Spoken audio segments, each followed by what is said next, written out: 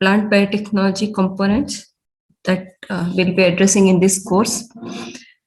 And then definition of plant biotechnology, history of plant biotechnology, including plant tissue culture and recombinant DNA technology.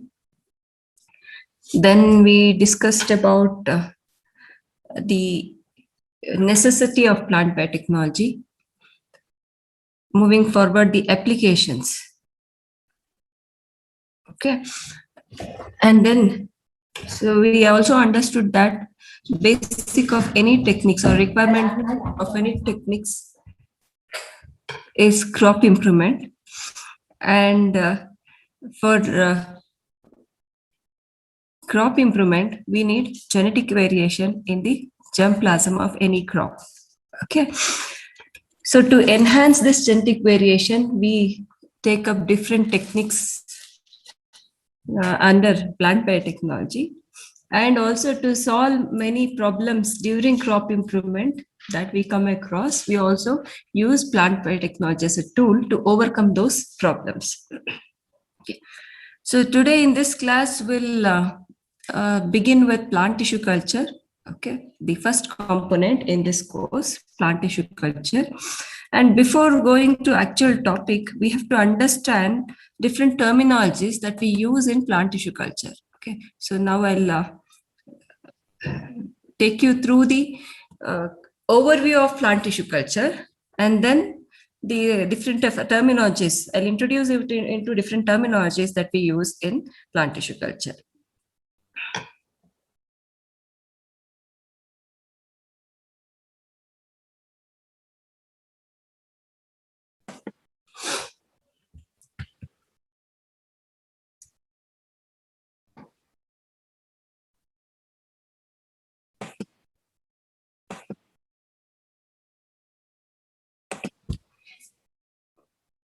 Can anyone tell me what your screen? Basic principles and terminology, ma'am. Okay.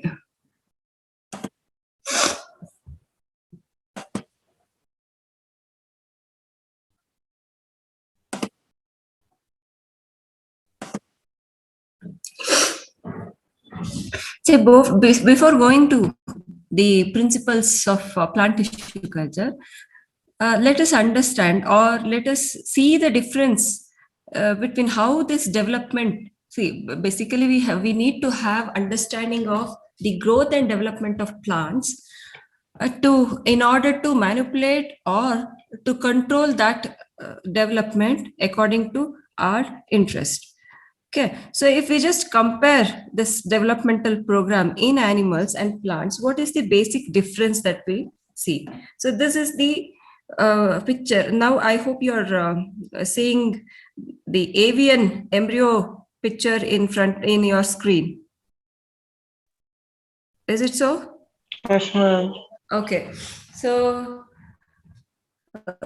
any animal, the development, basic development is a fixed program. Okay, starting from the fetus to the adult and the complete development, it is a fixed program.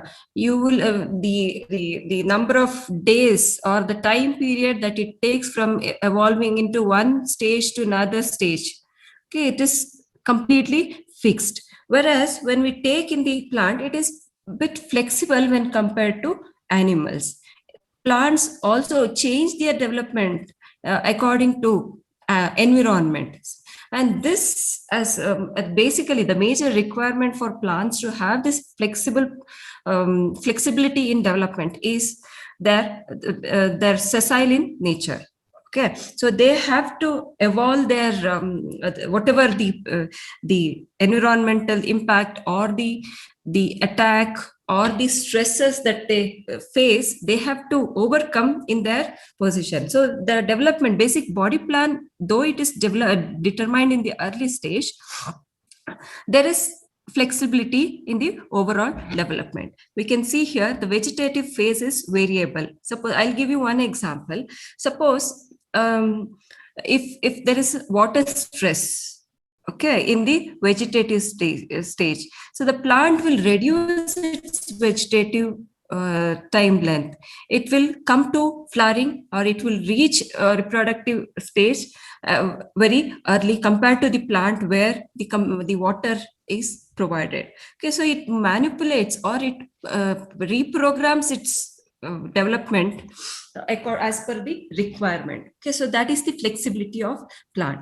And this nature, it is called as phenotypic plasticity or plasticity. So because of this plasticity, we are able to actually control or program the plant growth. So the ability of a plant to alter its metabolism, growth, and development to adapt to its environment is called as plasticity. So this is plasticity and totipotency is the basis for plant tissue culture, and the way we are manipulating or programming the plant as per our interest. So now we'll see the overview of plant tissue culture.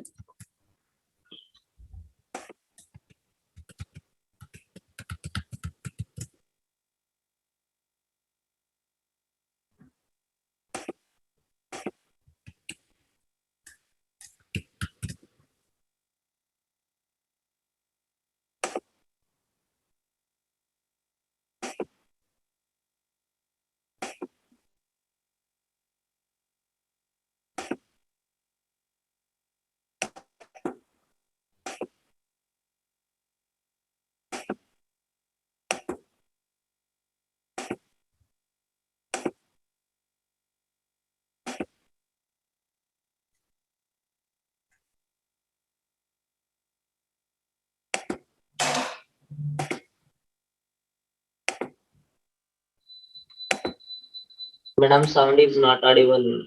Yeah, I was just changing the slides. Okay, so now we'll see what is plant tissue culture. So you should be aware that the requirement or the basic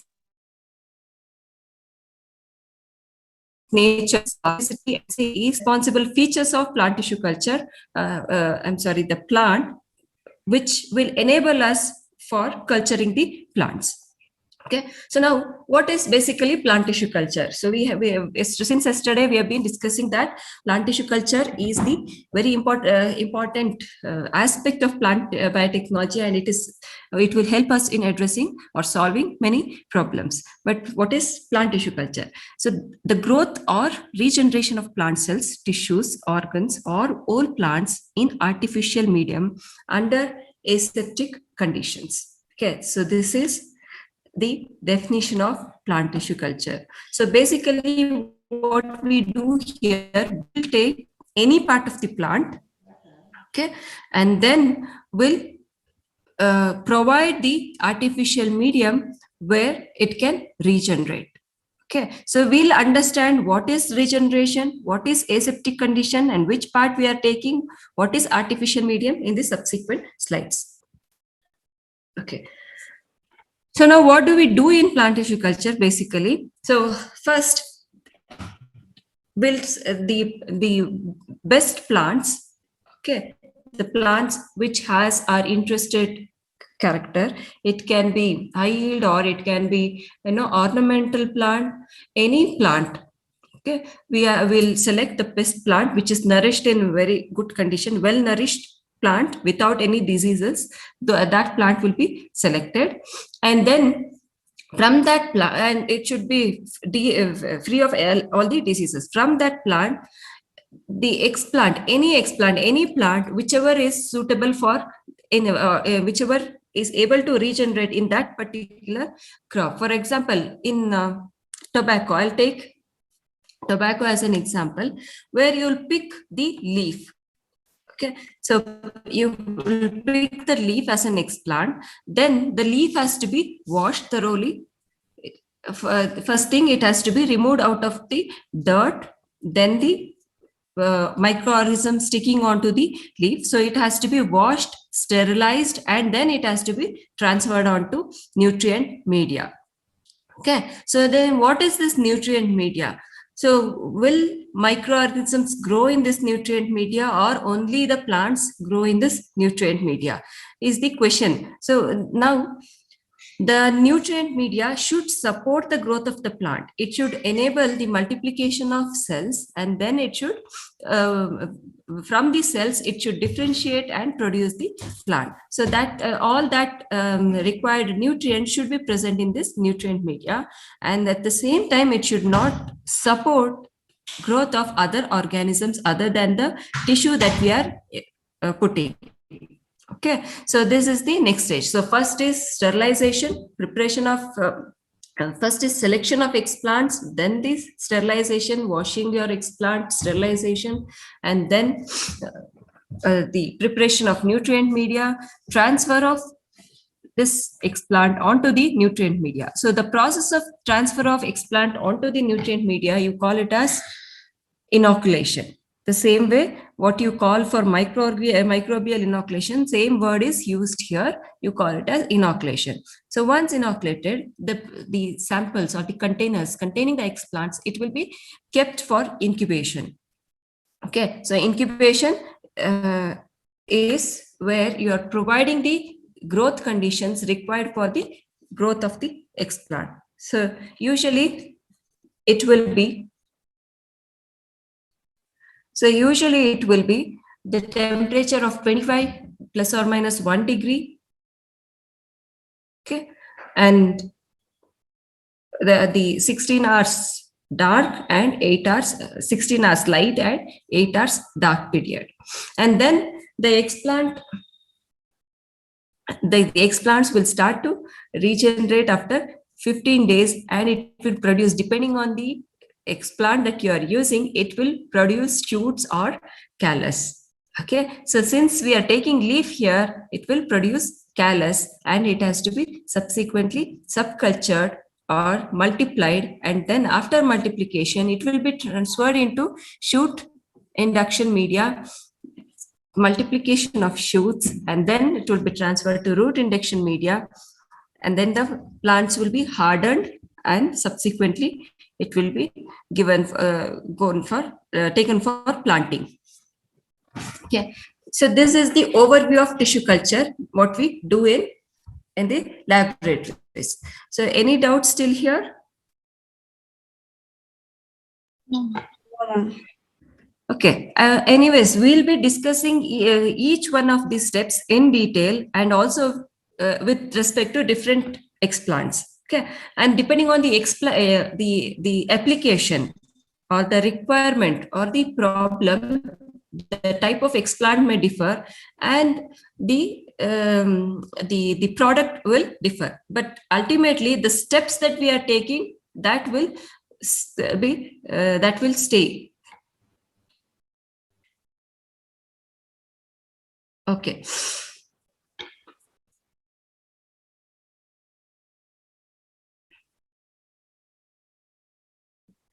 So in plant tissue culture, we have many methods. That means there are many ways to propagate. You can use any explant for, and when you pick up different explants, it carries different names. For example, anther culture, when you pick up anthers, when you select meristem, it will be meristem culture. But the basic principle that underlies plant tissue culture is totipotency. Now, what is totipotency? It's the potential of the plants to develop into the potential of a plant cell to develop into a complete plant is called as totipotency, and all plants have this potential.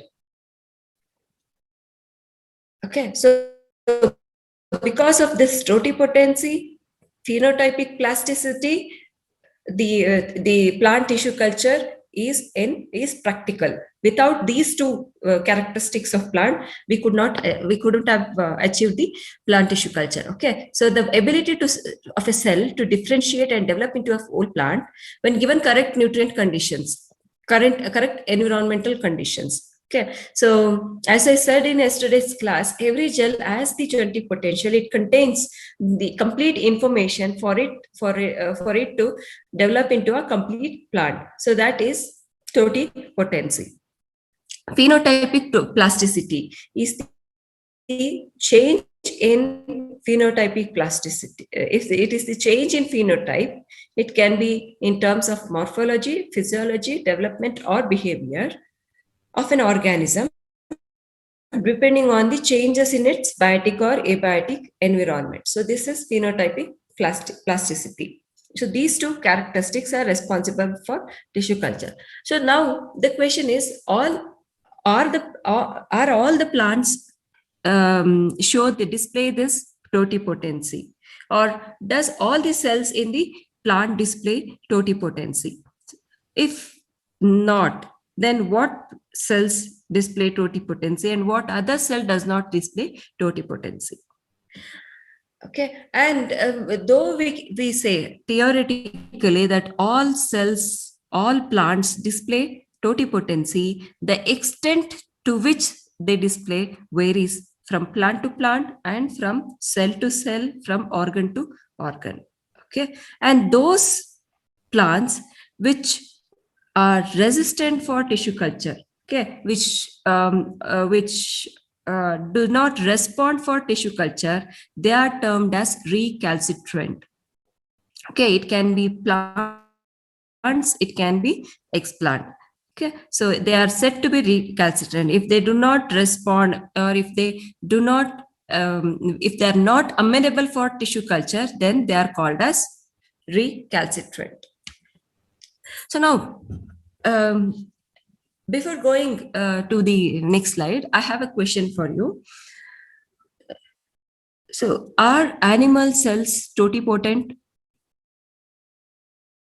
Okay. Yes. If yes, can we go for animal culture similar to plant cells? If not, then how are we getting the clones, animal clones that we are that are like commercially available now? Okay, so you have to think it over, and CR should collect the practical manual. Okay, and the questions that I ask you in the classes, you should mention, you should write that in the practical manual. Okay. Okay. Okay. So now when you culture any plant cell, what does we get? Do we directly get the plant, or is there any in between steps? Okay. So plant cell, when you inoculate, the plant cell till it reaches, or till we reach the complete plant. Okay. So it can come, we can directly take the organ, plant organ, or the any tissue, and which give rise to the differentiated organ and new plant directly from the organ, or the plant cell can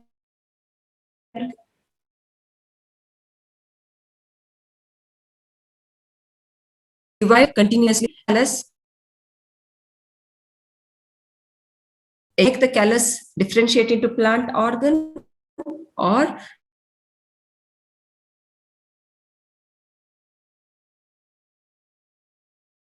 embryos can directly form on the explant, or they can also form on callus and then give rise to plant. Okay, depending on where the embryo forms, the pathways are called as direct and indirect. Again, from the the tissue also, if the tissue directly give rise to plant organ and the plant, it is called direct organogenesis. And if the tissue give rise to callus, and then the callus, from the callus, if the organ develops and the plant, it is called as indirect organogenesis. Same way with for embryo, if the embryo forms on the callus, and then from the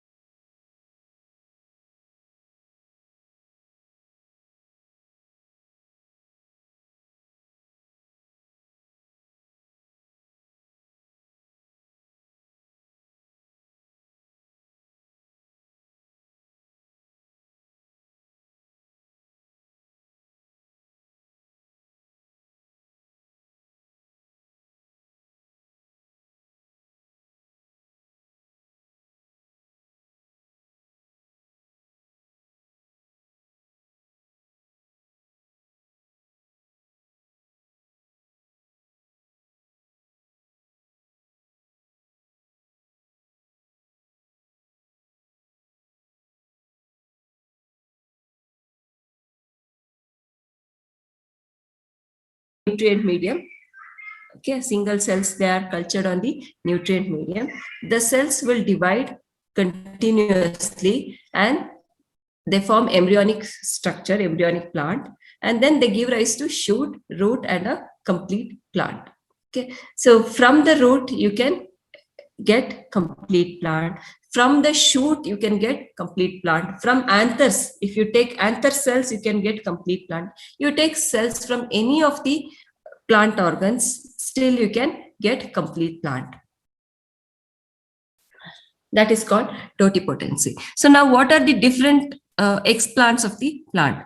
Okay, before going, some terminologies. Okay, so what do we mean? Like, you know, the basic parts of the plant, the root, stem, and leaves, and the buds. So if the bud is present at the tip, then you call it as apical bud. And other than that, in any if the bud is present on the axils, leaf axils, you call it as axillary bud.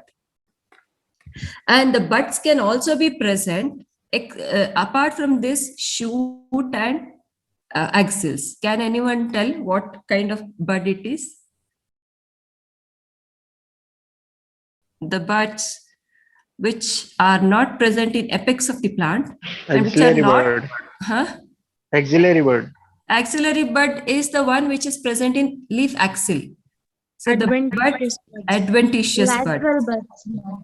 Adventitious buds. Okay, so the buds which you see on potatoes, okay, all except for leaf axils and apex. If you if the buds are present on any other part of the plant, you call it as adventitious buds. Okay, so all these buds can be used for tissue culture. And now the tip of the plant, it is called as shoot meristem. Root tip is called as root meristem. Okay, both can be used for tissue culture.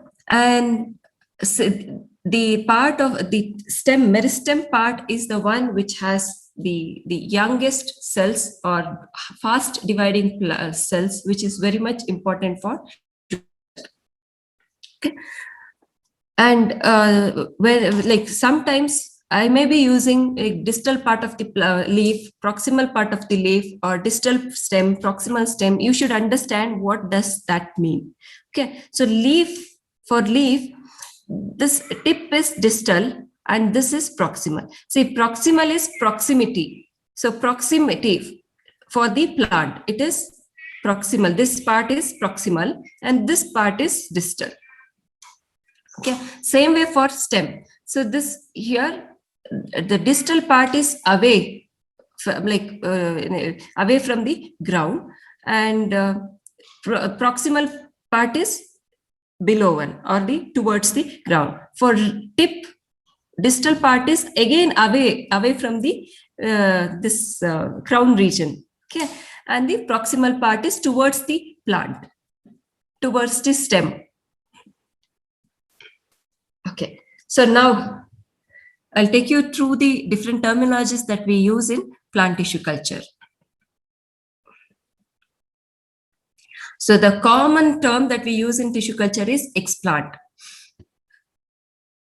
So just like, Excuse me, ma'am. Yeah. Ma'am ಇನ್ನೂ ತುಂಬಾ ಜನ wait ಮಾಡ್ತಿದ್ದಾರೆ ma'am ಆಚೆ network issue ಇಂದ. Hello ಮಾಡಿ ma'am ಅವ್ರನ್ನ. Network issue anta hege heladappa. See, for everything there's a common reason now. Even if you are not able to get up on time and get in the class, network issue anta ಹೇಳ್ಬಿಡ್ತಿರಲ್ಲ. ಇಲ್ಲ ma'am, ಅದು ಈ ಕಡೆ ನಮ್ region ಕಡೆ ಸ್ವಲ್ಪ ಮಳೆ ಆಗ್ತಿದೆ ma'am, ನಮಗೂ ಸ್ವಲ್ಪ ನೆಟ್ವರ್ಕ್ ಕಟ್ ಆಗ್ತಿದೆ. ಸೊ ತುಂಬಾ ಜನ ಇನ್ನೂ ವೇಟ್ ಮಾಡ್ತಿದ್ದಾರೆ ಮ್ಯಾಮ್ ಆಚೆ. Okay, so for today I will allow, but now from next time, by 8:05 everyone should join the class. Okay. Okay ma'am. Okay ma'am. Thank you so much.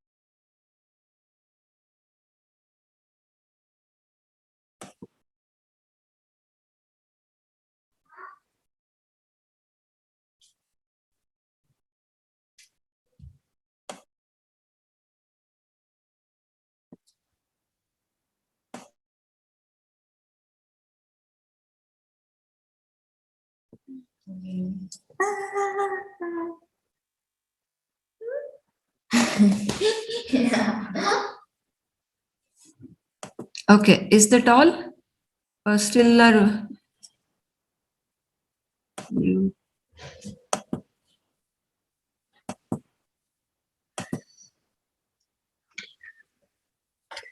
So still there are around 20 members who are absent today.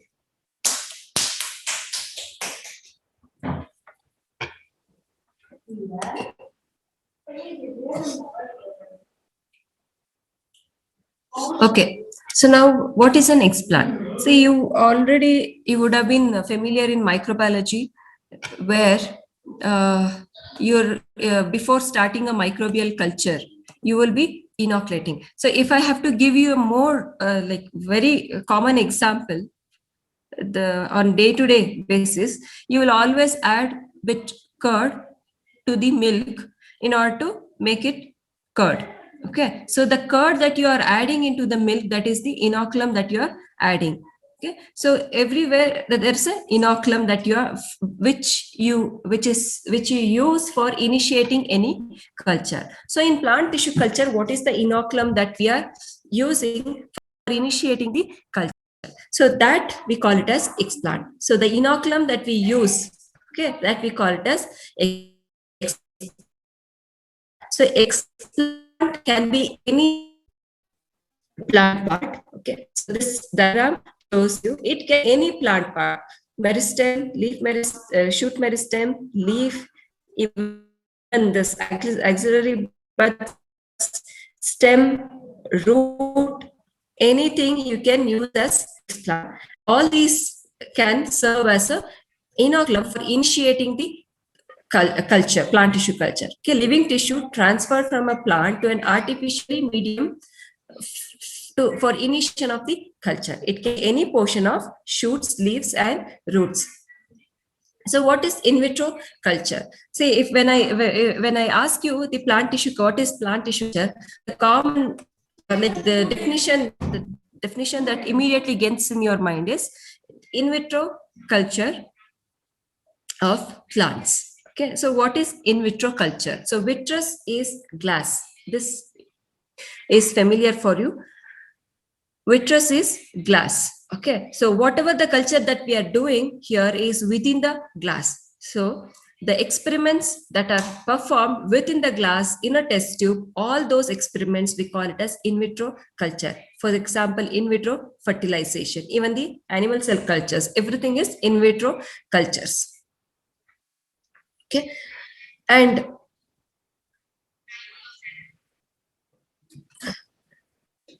the tissue culture, it comprises, see, plant cell culture we call, plant tissue culture we call. So what is like what different explants does the tissue culture comprises? Okay, so tissue culture, it comprises of all these explants. It can be different plant tissues, different organs, different undifferentiated plant cells, or plant cells. Everything comprises tissue culture in plant tissue culture. So it's an inclusive term used for growth of cells and tissues in a sterile environment. So please be clear about these basics. This is very important. So when somebody asks you anything, you may go blank if you don't know the basics properly. Okay, so tissue culture comprises of any kind of cells of the plant. It can be undifferentiated plant cells, it can be single cells, it can be plant callus, it can be tissue, any tissue, the thing you use and you grow under in vitro condition, it is called as plant tissue culture. Auxinic or aseptic culture. So cultures that are devoid of foreign or undesired life forms are called as auxinic culture. Okay, so aseptic cultures are those cultures where you are maintaining the culture what you want to grow, and you don't have any other organism in that culture except the organism that what you want to grow. For example, if you are maintaining bacterial cultures, okay, if you want to grow E. coli, if the Pseudomonas grows there, that is the undesired organism that you are that is growing, which you don't want. So that is not aseptic. So the aseptic culture is the culture where only the organism, the desired organism grows and no other organism grows. So you are establishing a condition where no other organism grows except for the organism that you want to grow. That is aseptic culture. So now how do you attain this aseptic culture, or how do you do this aseptic culture? That is through aseptic techniques, which comprises all the procedures used to prevent the introduction of fungi, bacteria, viruses, mycoplasma, or other microorganisms into the culture. So it comprises all the techniques. And what is sterile and sterile techniques? So sterile is, it is opposite of fertility. So sterile is without life. So inability of an organism to produce functional gametes. A culture that is free of viable microorganisms. Okay, and the ultimate objective of establishing this sterile culture or the aseptic culture is that the organisms should not multiply. Okay, I mean the microorganisms should not multiply in the culture. Only the plants should multiply. So what happens if the microorganisms grows in the culture? What happens if we don't follow the aseptic condition? That I leave you, that question I leave for you. Okay, so sterile techniques. So this is all the procedures that we practice for making the cultures environment free of microorganisms. Contamination. So contamination is when the cultures get infested with the unwanted microorganisms such as bacteria. So inoculation is transfer of explant to culture medium. It is called the inoculation. Chemically defined medium is a nutrient solution which can be solid or liquid for culturing cells in which each component is specifiable and ideally known chemical structure. Hormones are or phytohormones are the growth regulators which are generally required for plants growth, or which actually affects growth if they are not present in the culture medium. Agar is a polysaccharide which is derived from the seaweed, that is algae, and which is used as a gel to the medium. Agar is generally used at a concentration of 6 to 12 gram per liter. So explant is a tissue taken from its original site and administered to an artificial medium for growth or maintenance.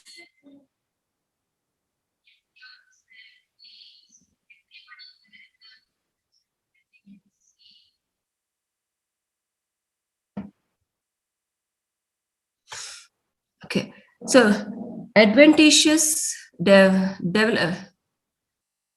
so we discussed this already. So which develops from unusual points of origin such as shoot or root. Okay, from callus or embryos from other sources than zygotes. So adventitious is used for under different circumstances. Okay, so we'll discuss that as and when it comes during the discussion. Stock plant is the mother plant that from which you are taking the explant. Okay, so explant is your inoculum, the part of the plant that you are putting on the nutrient media, and the stock plant is the plant from which you are collecting your explant.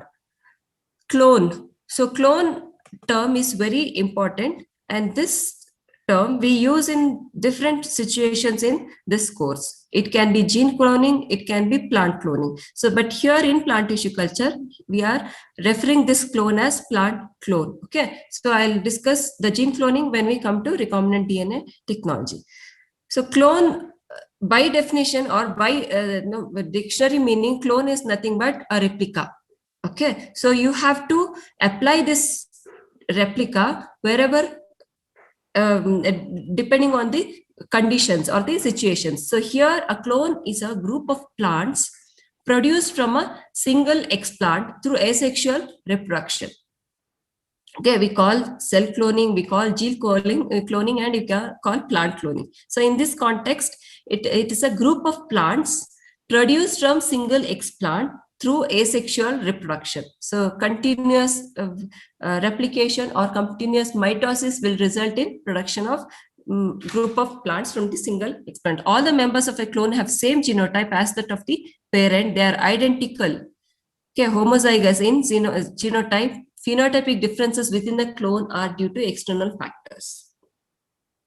Clonal propagation, it's the asexual reproduction of plants that are considered to be genetically uniform and originated from a single individual or explant. So here, clonal propagation, it need not be with tissue culture. Clonal propagation is a general horticulture technique where you will propagate all the vegetatively propagated plants through different cuttings, stem cuttings, root cuttings, and all those things. But the extended technology of this concept, clonal propagation, is used here in plant tissue culture, that is micro propagation, which we'll discuss in subsequent slides. Then meristem. I should understand what meristem is. It's very important with respect to plant tissue culture and also with respect to plants. It's a localized group of actively dividing cells from which permanent tissue system, that is root, shoot, leaf, and flower, are derived. Okay. Apical meristem is located at the apices of main and lateral shoots. Okay, apical meristems are present both at main and lateral shoots and also root tips. Okay, so this is the region which is actually responsible, like it contains actively dividing cells, and these cells will give rise to, again, they keep on dividing and then they differentiate into different plant parts like root, shoot, leaf, and once they attain reproductive stage, they differentiate into flower. The meristem will differentiate into flower. Meristematic, which indicates the tissue which is having the characteristics of a meristem. Okay, so like when you say any particular cell or a tissue is meristematic, I mean that the cell has characteristics of a meristem. So what are the characteristics of a meristem? So the active division, okay, the rapid division is the major characteristic of meristem. Apart from that, it also has like high cytoplasmic content, the very small vacuoles, and a high mitotic activity. So these are the characteristics of meristem. Very thin cell wall. Cell wall is not differentiated. So these are the characteristics of the meristem. Meristemoid is a localized group of meristematic cells that arise in the callus and may give rise to shoots and roots. So I told you that callus can give rise to shoots and roots. So what is this callus? That we'll discuss within few minutes. Okay, so the callus basically it is derived from the explant, any explant that you take, and the callus ultimately will be differentiated into shoot and root. So if it has to be differentiated into shoot and root, it should have the meristematic property. Okay, and the cells should be, and those cells that show these characteristics, they call it as meristemoid. Okay. So for your understanding, there are three basic types of plant tissues which you have already studied during your pre-university. So parenchyma, collenchyma, and sclerenchyma. So this I'm discussing because we cannot use any cell type in plant tissue culture. The cell that you're selecting, you know why? See, when Haberland began his studies, he was not able to succeed, or he couldn't get like the continuously going cultures, okay, or dividing cultures. The major reason is that the cells that he selected. So if he had selected the cells which are actively dividing or from the meristem, he could have succeeded. So when the experiment that he conducted, he took the parenchyma cells and it could only, stay alive for certain days, maybe more than a month, and then he was not able to show the division. but since he believed that the concept would work, and since he established certain conditions for culturing the plant tissues, is called as father of tissue culture. Okay, and now among these three cell types, which is the cell type that we have to select for plant tissue culture? Can anyone tell me, based on your previous understanding of the cell characteristics? Parenchyma tissue, ma'am. Parenchyma tissue.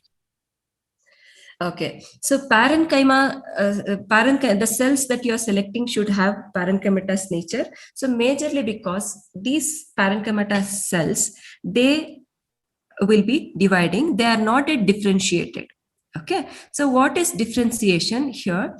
It is the cells will attain a specialized function that you call it as differentiation, isn't it? So in case of parenchymatous tissue, it is not yet attained differentiation, and it can still perform any function, all the functions it can perform. And another important aspect of parenchyma tissue is that it has very active cytoplasm, and the cell walls are not at differentiated. But in collenchyma, the thickening has happened, and even in sclerenchyma tissues, it's very difficult. Already lignin has been impregnated in the cell walls. All those changes would have happened. So the best cell type that you will be selecting is parenchyma cells. Now the questions you will get in many exams also. Suppose if you select these cells in xylem cells for plant tissue culture, can you get plants? Xylem cells. You are selecting xylem cell for, you are inoculating, you are using xylem cell as an explant. Can you get can you establish? No, ma'am, because xylem cells are dead, ma'am. Yes, exactly. So xylem cells are highly differentiated. Xylem and phloem, both cells are highly differentiated cells, which are already, have attained specialized function of translocating water and the sucrose. Okay, so it's hard to, like xylem, you can forget, like they are dead cells. There is no cytoplasm. So minimum requirement for tissue culture is the cytoplasm should be living. Okay, so that you have to remember, and any kind of cells you can just apply this information and you can answer the questions. But minimum requirement for the cell to replicate is that the cytoplasm should be active, the nucleus should be living. If there is no nucleus, see, during mitosis and meiosis,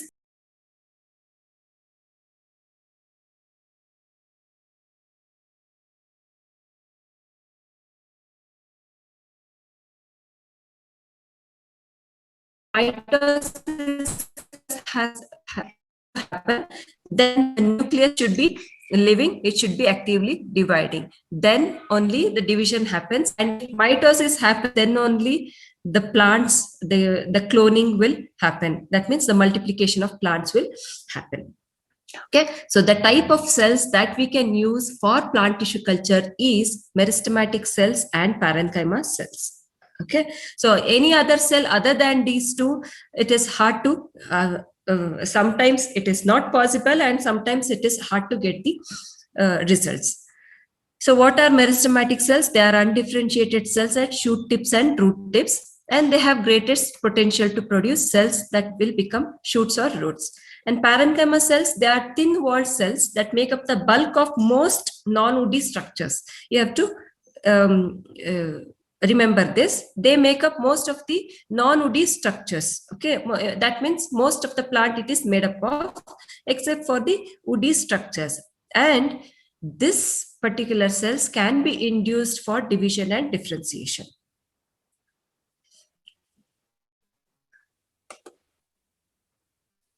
Okay, and now up till now it's basic concepts, and now we are moving for the terminologies that we use in tissue culture. okay, or the processes a callus or the explant will undergo. So morphogenesis, dedifferentiation, redifferentiation, callus, and regeneration. So what is the difference and what happens? Okay, so morphogenesis, as the name indicates, see, morphology, and genesis is the growth, okay, the process. So the anatomical and physiological events involved in the growth and development of an organism, resulting in the formation of its characteristics organ and structures, or in regeneration. All that processes, you call it as morphogenesis. So when the cell, it continuously divide, undergo many physiological changes, and then it will result in formation of shoot. That is called morphogenesis. And it results in formation of root. It's called as morphogenesis, or leaf. Okay, all the in any other all that processes, you call it as morphogenesis. So the formation of a distinct morphology. So what is undifferentiated, differentiated, and dedifferentiation? Okay, so in tissue culture, differentiation, dedifferentiation, redifferentiation. It is these three words are very important. Say you are selecting any parenchyma cells from the tissue and you are inoculating onto the media. So when you inoculate, so you know that this is undifferentiated cells, isn't it? Okay, but you have taken that from the, for example, you have if you are taking the leaf, okay, the leaf, you are taking young leaf and you are inoculating onto the nutrient media, and this leaf is a group of parenchyma cells. Agreed? It's a group of parenchyma cells, and that is being specialized for carrying out photosynthesis, or like all the processes that is required for leaf's function. It can be transpiration, it can be photosynthesis, all those things. So it is basically the component of leaf. So that means it is already differentiated. Okay, and that has to be, it has to attain the meristematic activity, where it loses its differentiated functions, and then it has to convert, it should be converted into the callus. Okay, so I'll come to that later. We'll just finish off these definitions.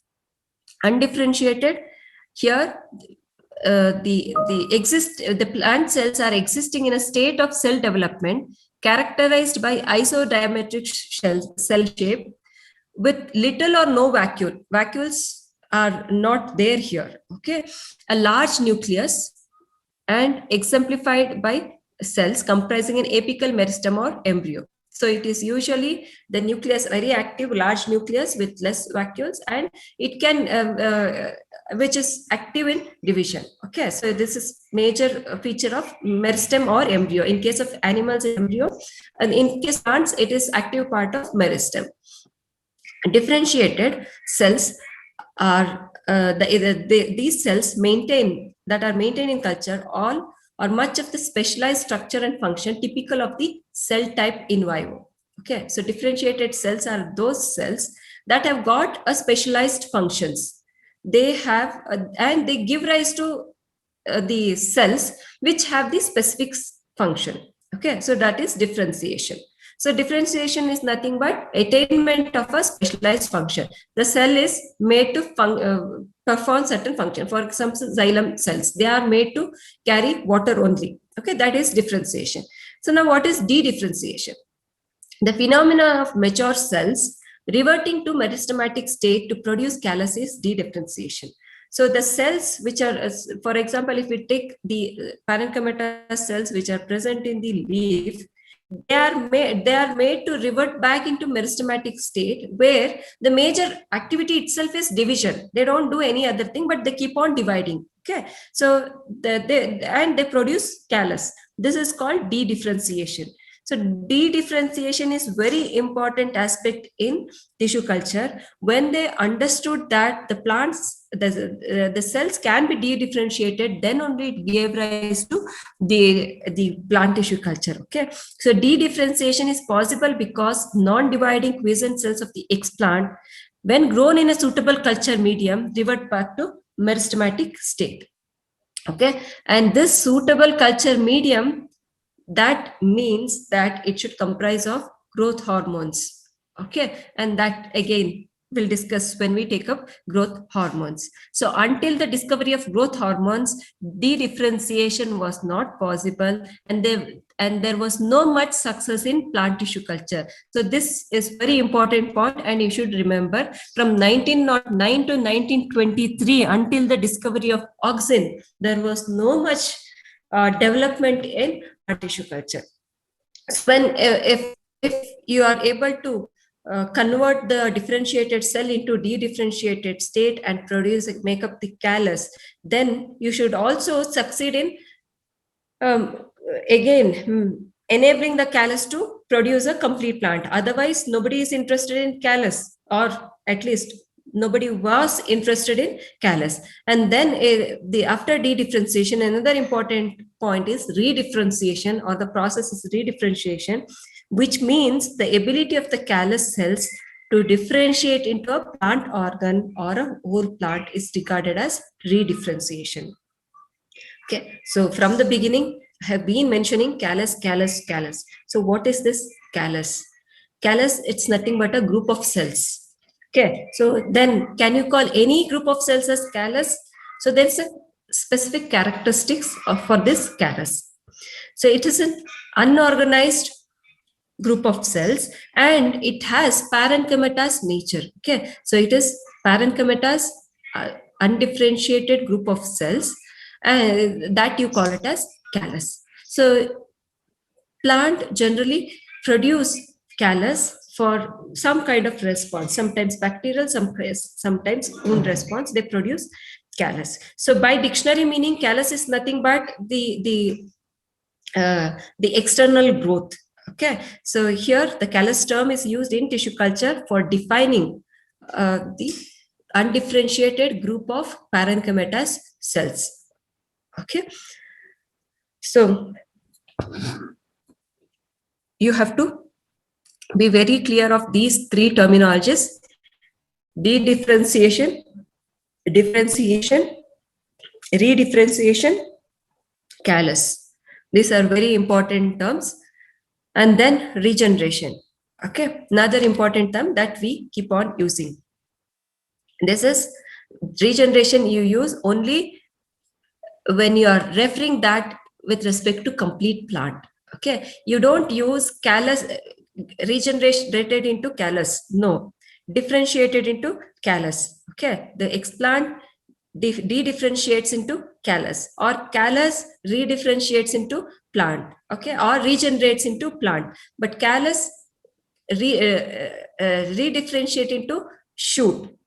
Okay, so regeneration is a morphogenetic response to a stimulus that results in products of organs, embryos, or whole plants. So this you have to remember. So regeneration we don't use with respect to cells, but only with respect to organs or whole plants. So these terminologies, be clear of all these terminologies. So here is an example for differentiation. Is the process by which meristematic cells undergo changes in the structure, shape to perform specific function. Okay, so here the example is the trichome differentiation.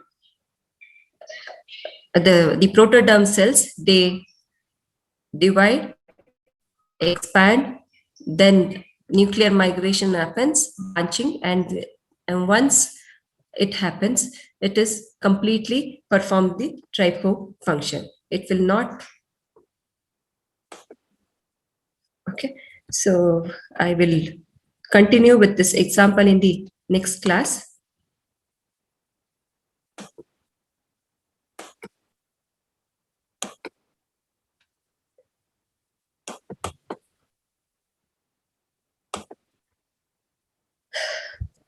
Do you have any doubts till now? You can post your questions. Am I audible? Are you listening?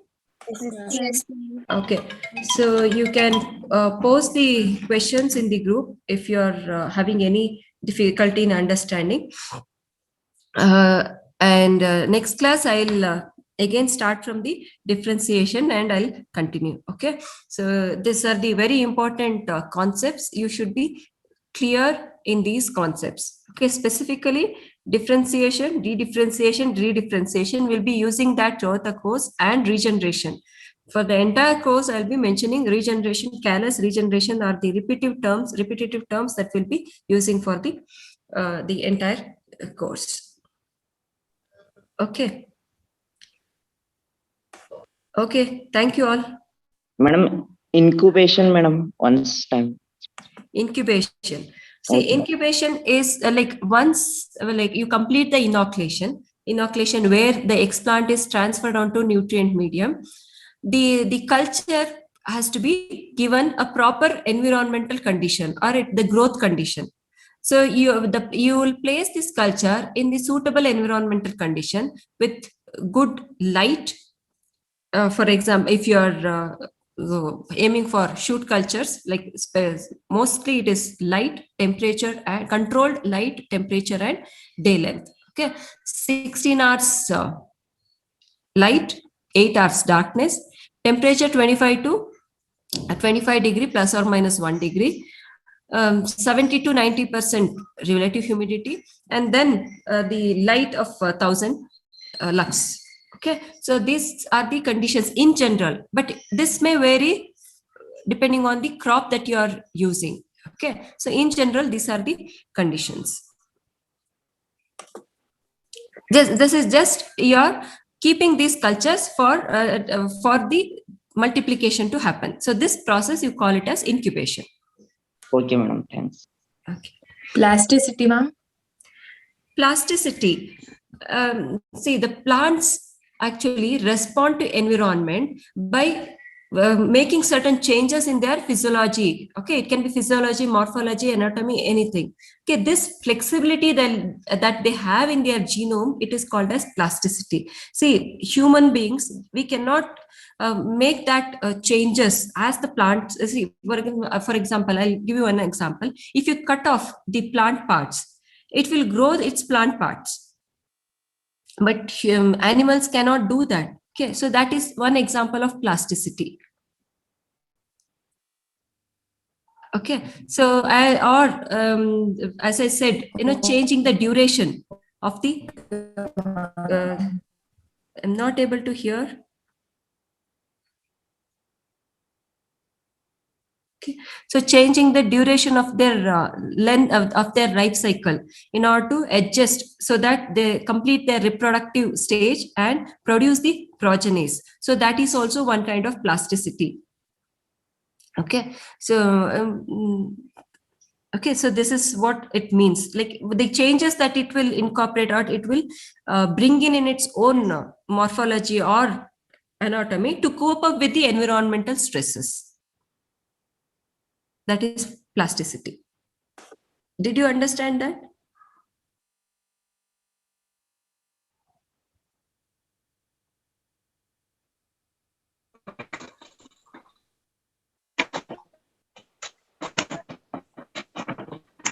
Okay, now my laptop battery will going to die. I'll leave the I'll end the meeting now. You can post the questions in the groups. I'll take up in the next class. Okay, if there are any unanswered questions, I'll take up in the next class. Okay, please post the questions in the group.